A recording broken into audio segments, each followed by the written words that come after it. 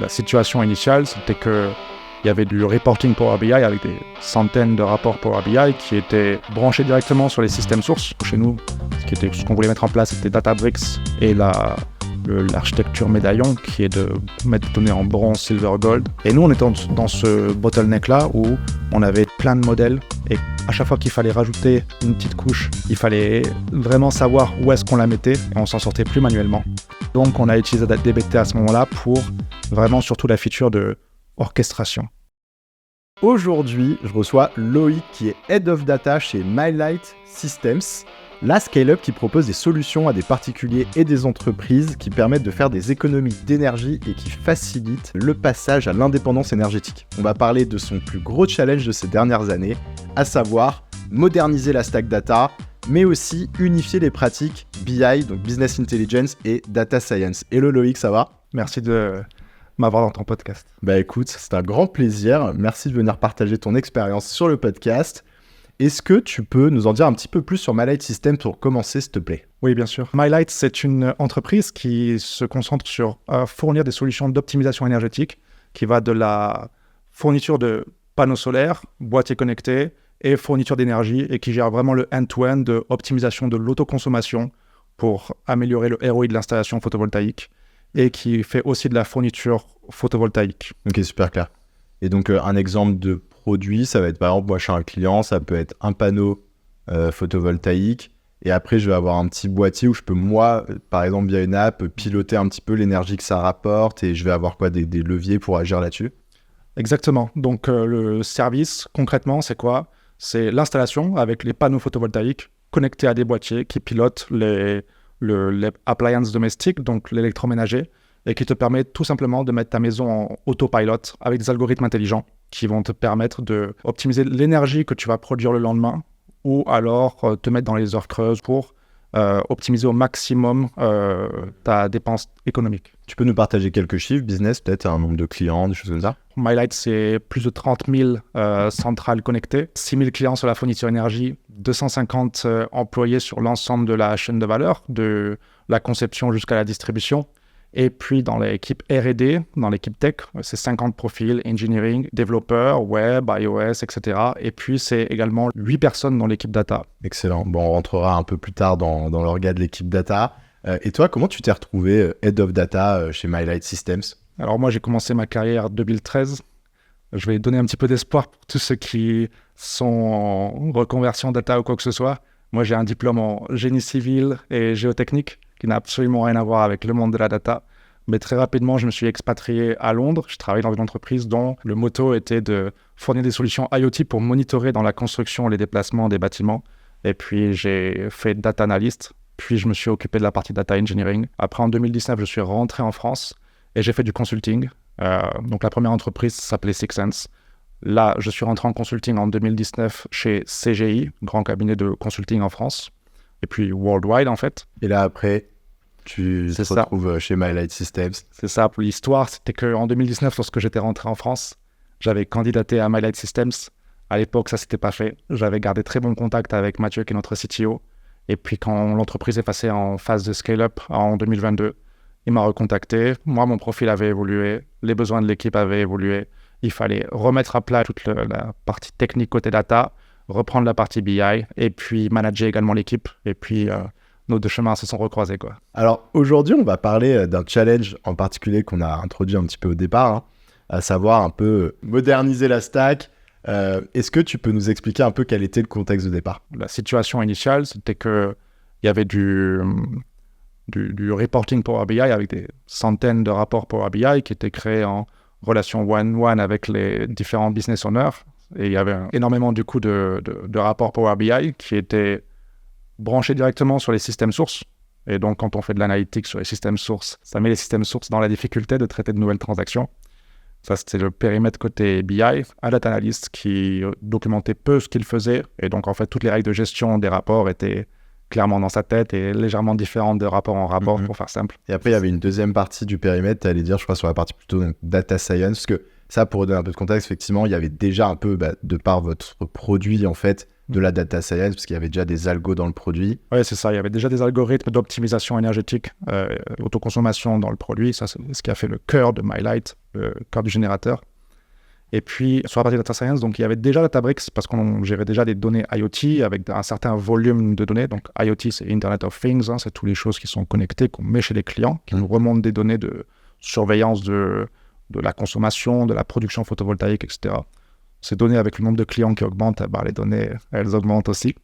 Et donc, il y avait déjà la plateforme Databricks sur ces cas-là pour le machine learning et la gestion de ces volumes de données. Il y avait des scripts qui étaient passés en production et qui pouvaient largement être améliorés en termes de scalabilité parce que l'équipe était relativement jeune. Et puis, il manquait toute cette partie un petit peu orchestration des flux et monitoring et vraiment une partie industrielle et robuste de la plateforme, si tu veux. Et donc, toi, tu arrives à ce moment-là. Comment tu t'y prends, grosso modo quelles sont les étapes de ce que tu vas mettre en place? Donc, les grandes étapes clés, la première, c'est valider ce qu'on veut mettre en place est correct. Donc, ça passe par faire un POC sur un périmètre qui est à la fois assez large en termes de technologie à adresser, mais assez restreint en termes de temps pour le délivrer. Ensuite, on passe à l'échelle. Donc, on regarde les données de l'entreprise, on refait le même travail en plus grand, on documente les KPI, etc. Et puis ensuite, on rationalise et on met en place un data warehouse. Et puis, on rebranche l'ensemble des rapports sur le data warehouse et puis on prend de nouveaux besoins. Écoute, je te propose peut-être qu'on creuse un petit peu chacune de ces étapes. Tu peux nous expliquer un peu plus en détail comment tu dessinerais le POC? Donc, le POC, chez nous, ce qu'on voulait mettre en place, c'était Databricks et l'architecture médaillon, qui est de mettre des données en bronze, silver, gold. Donc, bronze, c'est les données brutes. Silver, c'est les données un petit peu plus mises en qualité technique. Et puis, gold, c'est vraiment, on commence à créer de la valeur ajoutée sur les données, des données agrégées, etc. Et donc, on voulait mettre en place ce POC-là, donc Databricks, l'architecture médaillon, rajouter l'orchestration factory. Et donc, ça, déjà, c'est énormément de travail. Et donc, on devait vraiment limiter le scope en temps. Donc, on a pris un périmètre qui était sous contrôle d'un data scientist, qui était toute notre activité de facturation pour notre fourniture d'énergie. Et puis, on a commencé à regarder les flux, à quoi ça ressemblait, quelles données sources j'utilise, comment je les transforme. Et ça ressemble un petit peu à un paquet de spaghettis au début, évidemment.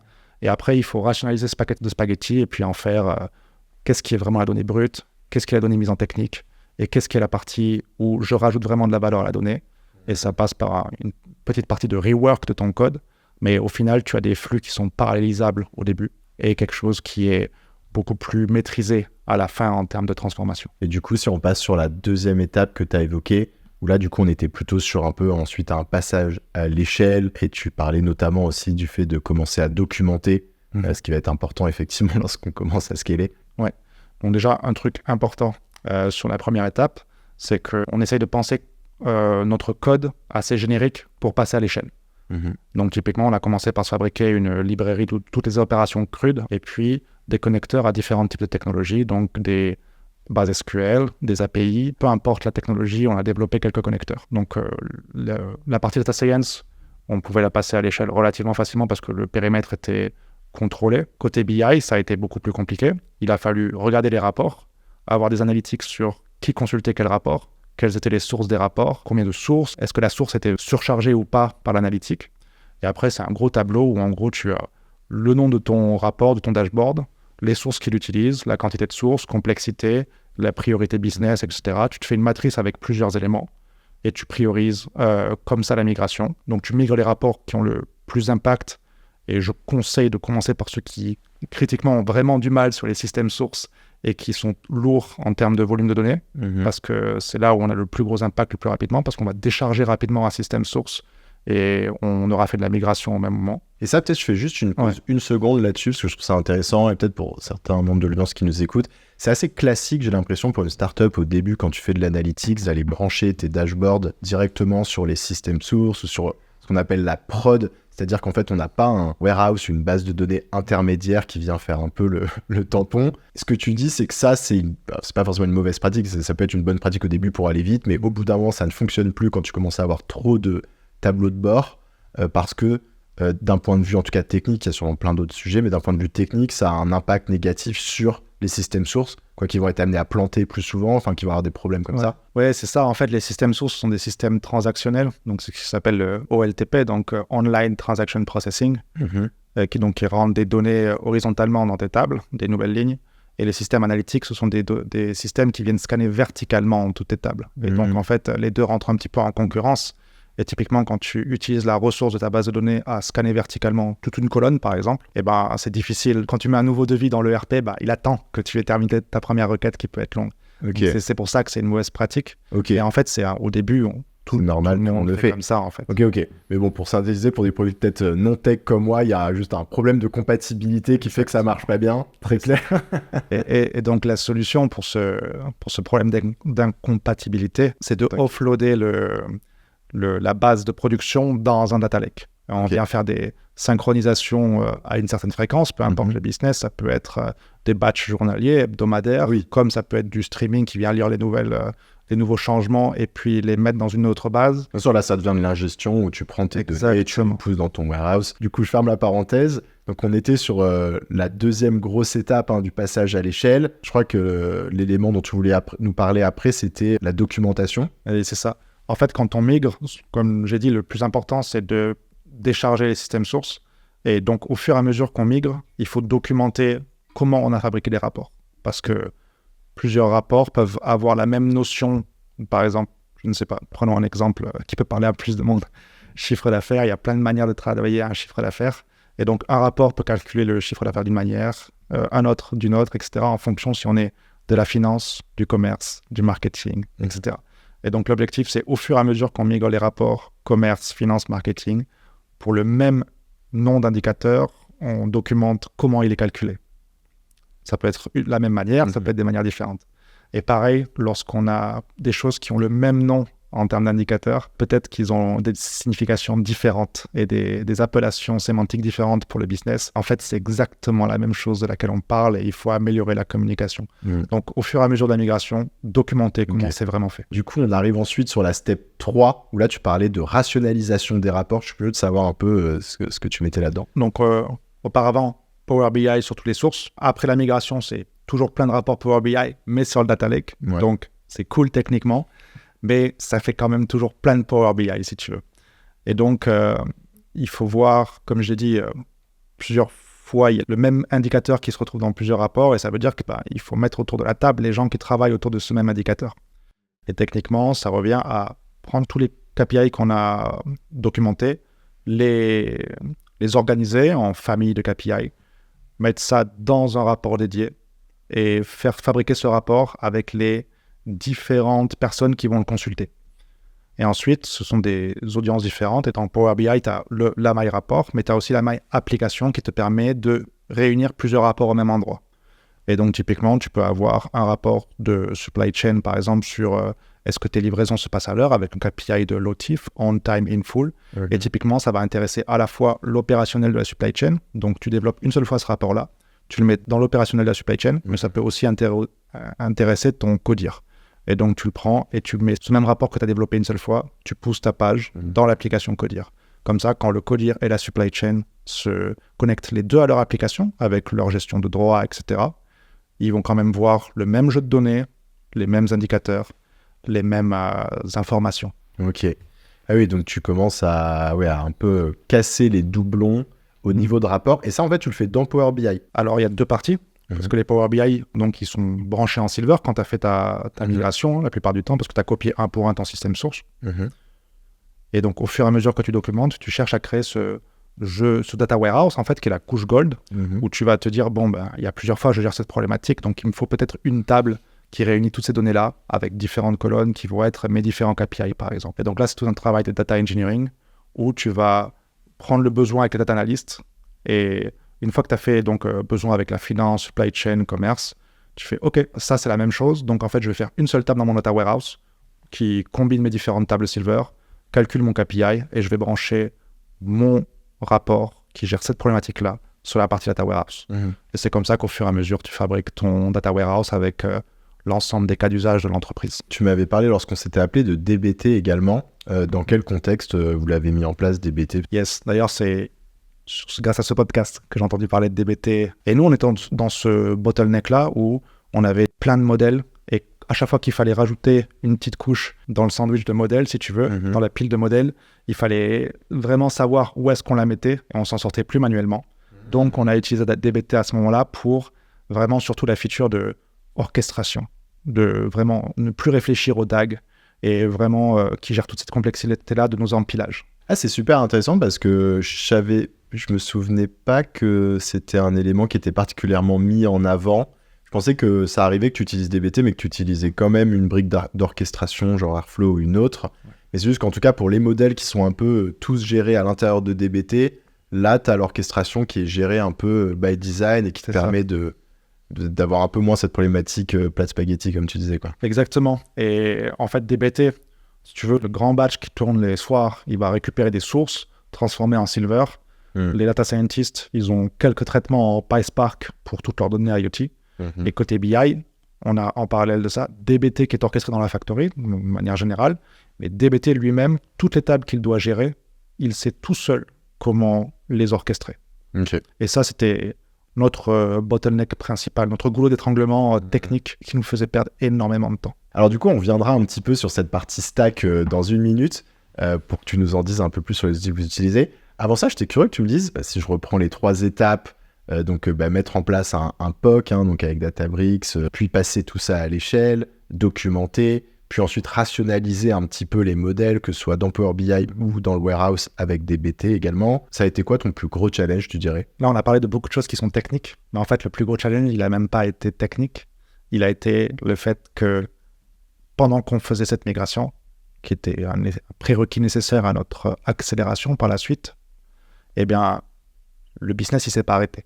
Le business avait quand même besoin d'analyses, de nouvelles analyses, de comprendre certaines trends sur leurs données, etc. Et en fait, le business, tout simplement, ne comprenait pas pourquoi on était en train de migrer. Et ça a été le challenge principal, d'expliquer ce concept de dette technique où on ne peut pas créer de nouvelles valeurs ajoutées sur un système qui n'est pas pérenne parce qu'on va juste se créer des soucis pour l'avenir. Et au fur et à mesure qu'on migrait, on s'est aussi rendu compte qu'il y avait quelques petits couacs, parce qu'une seule personne qui fabrique tout, ça peut laisser place à quelques petites loupés en fait dans nos analyses. Et typiquement, le fait de rationaliser, ça nous a permis de voir tous ces petits éléments-là qu'on avait loupés. Et potentiellement, tu as des chiffres qui sont différents de l'un à l'autre. Pas grand-chose. Il faut voir lequel est vraiment le plus juste. Et il s'est avéré que la plupart du temps, c'était dans le data warehouse plus correct parce qu'on avait été beaucoup plus rigoureux quand on l'avait fabriqué. Et donc, le challenge principal, ça a été de faire du stakeholder management ou expliquer aux gens, voilà, on est en train de migrer, c'est important. On a l'impression de ralentir, mais c'est ralentir pour mieux accélérer, ralentir pour mieux se lancer. Et les chiffres, on parle d'eux-mêmes, en fait. Donc, on a eu ces problèmes de communication entre les anciens indicateurs et les nouveaux indicateurs. Une fois que tous les loups étaient levés, on est resté sur les nouveaux indicateurs. Ça, c'est le premier win déjà. Et ensuite, le deuxième élément important, c'est que depuis la fin de la migration, en fait, une fois qu'on avait migré un rapport, on pouvait traiter de nouvelles analyses. Et en fait, ces analyses, vu que quand on avait migré, on avait documenté et mis sur la couche Data Warehouse, les nouvelles analyses sur le même périmètre allaient beaucoup plus vite parce qu'on avait déjà modelé les données de manière générique pour traiter ce cas d'usage. Donc, un cas, par exemple, c'est les scoring clients qui sont basés sur des données de facturation. On avait déjà migré la finance, on avait déjà mis au clair les données de facturation. Donc, faire du scoring client, c'était une semaine de travail versus beaucoup plus s'il avait fallu migrer un rapport, plus le recréer, puis remouliner la donnée, etc. Et du coup, si on revient sur la stack, tu as parlé de Databricks, de DBT. Est-ce que tu peux nous refaire un petit peu la high-level design en 30 secondes ? Alors, on utilise Azure Data Factory. Toute la tech chez MyLight est sur Azure. Donc, Azure Data Factory pour orchestrer. Le compute, c'est Databricks. Stockage, on stocke dans le Delta Lake. Delta Lake, c'est du format parquet sur du Azure Data Lake Storage, qui est la solution de stockage de chez Azure. Voilà les 3 briques principales. Pour le serving de la donnée, on a à la fois le Workspace Databricks pour les utilisateurs avancés qui peuvent faire des requêtes SQL et du dashboarding light, de l'exploration de données. Power BI pour les rapports qui sont industrialisés et le reporting. Et puis, toute cette plateforme-là, elle log et elle monitor dans les solutions de chez Azure qui sont Log Analytics et App Insights. Comme ça, on a des dashboards de surveillance qu'on regarde tous les matins. Pourquoi vous avez choisi de partir sur Databricks ? Tu as dit effectivement au début de toute façon que l'outil était déjà un peu en place, donc je suppose que ça a joué, mais est-ce que plus globalement, il y avait une conviction de votre côté? Il n'y avait pas Data Warehouse de manière générale, parce que tout était branché sur système source. Et il y avait déjà Databricks pour des problématiques de volumétrie, où typiquement, avec le Delta Lake et les fichiers parquets, tu réduis énormément la taille de tes données, si tu veux, quand tu les stockes. Et Databricks était déjà là, et l'équipe Data Science avait déjà des cas d'usage où ils utilisaient à l'époque le workflow de Databricks pour orchestrer tes pipelines, qui fonctionnent très bien. Et donc ça faisait déjà le travail, l'équipe était déjà familiarisée avec la solution. Donc ça, c'était pour toute la partie plutôt Data Science. C'est ça. Et après, niveau Data Warehouse, moi-même, je viens d'un background où on faisait les zones staging, Data Warehouse, Data Mart, etc., si tu veux. Et en fait, cette architecture lambda, tu la retrouves dans Databricks avec l'architecture médaillon. Et donc, tu peux faire ce qui s'appelle le Lakehouse. Et le Lakehouse, ce n'est rien de plus que reproduire le pattern Data Warehouse avec staging qui est ton bronze, mise en condition Data Warehouse qui est ton silver, ou gold selon les pratiques. Il ne faut pas vraiment être très carré 100% sur ça. Le plus important, c'est de valoriser la donnée au fur et à mesure. Et puis la dernière partie, c'est la partie Data Mart, consommation, et la partie gold en fait. Qui là est adapté vraiment directement à l'analytics ou de la donnée préparée en tout cas, c'est ça, prête à être consommée, quoi. Et le point le plus important également, comme je disais, c'est qu'on avait des cas d'usage, des analyses qui mêlaient à la fois les données IoT et à la fois les données de vente et de différents systèmes.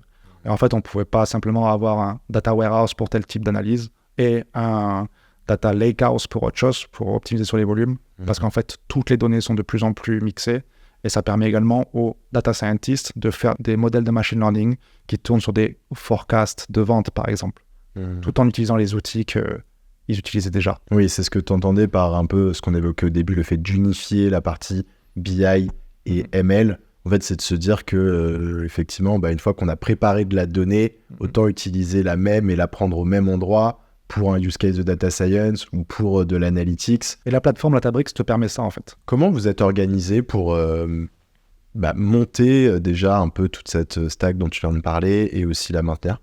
Yes, donc l'équipe data au début, c'était 3 data scientists et puis je suis arrivé et j'ai repris la partie BI. Donc ça a été staffé, l'équipe BI, donc avec un data analyst. Après, il y a eu un deuxième data engineer et puis 2 data analysts qui nous ont rejoints en septembre. Et donc ça ressemble à quoi maintenant? Ça ressemble à 2 data scientists, dont un qui s'est pris une petite appétence pour le data engineering au fil de la migration, 2 data engineers qui s'occupent à la fois de la partie qualité du modèle DBT, et les data analysts travaillent avec le métier, ils prennent les différents besoins en parallèle et ils se synchronisent dans des weekly DBT qu'on a mis en place avec les data engineers pour rapatrier dans la couche data warehouse les différents développements qui ont eu lieu sur les différents domaines de l'entreprise. Excellent. Quelles sont les prochaines étapes pour l'équipe data chez MyLight Systems? Prochaine étape, donc, c'est déjà de continuer le travail de data warehouse, un travail continu, mettre en place une couche sémantique sur ce data warehouse pour que tous les différents métiers puissent retrouver leurs données et puissent l'utiliser, voyager à travers ce modèle de données qu'on met en place. Du coup, ça veut dire d'aider les métiers à prendre en compétence sur l'outillage, donc s'améliorer en requêtage SQL, modeling, comme pour favoriser la communication data-métier et aider les métiers à s'émanciper. Ça passe par la formation, change management, etc. L'objectif final de ça, c'est d'avoir un data warehouse qui est consommable et les gens qui sont prêts à faire de la self-service BI, qui ont les bonnes pratiques. Et puis, niveau côté analytics aussi, un dernier truc, c'est qu'on fait 90% de descriptif actuellement dans l'analyse. Donc, on regarde dans le passé à quoi ressemblaient les chiffres. Et là, il faut shifter ça vers être plus dans le prédictif et prescriptif. Se faire évoluer la valeur ajoutée de l'équipe data vers quelque chose qui est plus de pas juste montrer les chiffres, mais montrer pourquoi et comment on peut améliorer ces chiffres. Écoute, Loïc, on arrive sur les dernières questions. Est-ce que tu as une recommandation de contenu à partager à nos auditeurs? Yes, j'en ai plusieurs. Donc, le premier, c'est un bouquin qui s'appelle Scaling People, qui est top niveau management, en fait, niveau soit self-development et niveau management. C'est un très bon bouquin, Scaling People de Claire Hugh Johnson. Et puis le deuxième, je l'ai rapporté pour toi, c'est Future Proof, très sympa, qui décortique, qui analyse les tendances dans l'intelligence artificielle. Il est relativement récent, de 2022.